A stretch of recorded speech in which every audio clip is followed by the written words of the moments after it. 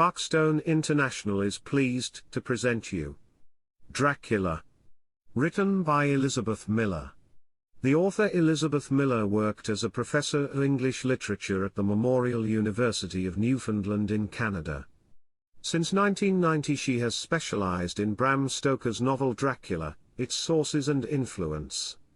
She is the renowned researcher and lecturer of this genre who may be regarded as an unchallenged expert on both Dracula and other vampires. Chapter 1. Dracula the Voivode. The name Dracula signifies for most people the figure of the vampire immortalized in the novel Dracula, 1897, by Irish author Bram Stoker. But behind the name are two major traditions: the folkloric and literary vampire that culminated in Stoker's novel, and the history of a 15th-century Wallachian prince best known in Romania as Vlad Tepes, Vlad the Impaler. While many Westerners are surprised to discover that there was indeed a Dracula and are puzzled that he is still considered a national hero, just as many Romanians are dismayed when their voivode is confused with vampire legends. The best way to unravel these incongruities is to explore the separate histories of both Dracula the Voivode and Dracula the Vampire, to examine how each has had his own impact on contemporary culture and to ascertain the exact nature of the connection between the two. Early history of Wallachia. The origins of Wallachia date back to the late 13th century when Romanians, descended from the ancient Dacians, migrated south out of Transylvania across the Carpathian range into the foothills and plains. Generally credited with founding this new state in the 14th century is Basarab I, who defeated an invading Hungarian army at Posada in 1330.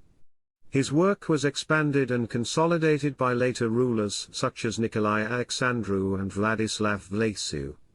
By 1385, Wallachia was a clearly distinct and independent state, with its capital at Târgoviște.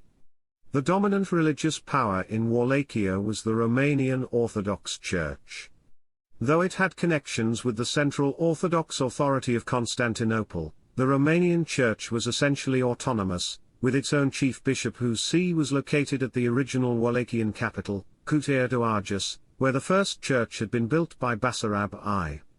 The first metropolitan of Wallachia, Iacint, was officially installed in 1359. In addition, scattered throughout Wallachia were several monasteries which were centers of temporal as well as spiritual power. Many of the early voivodes supported the monasteries with significant endowments.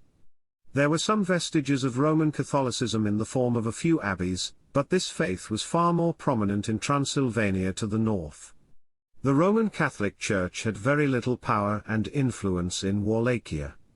Indeed, it was viewed with suspicion, as it was the religious faith of foreigners, including Germans and Hungarians. Wallachia's history for the next several centuries would be inextricably linked with the presence in southeastern Europe of the Ottoman Empire. The Turks made their first incursion into Europe in 1353, summoned by the Byzantine emperors who wanted assistance in holding off the threats of Balkan, especially Serbian, challenges to their leadership.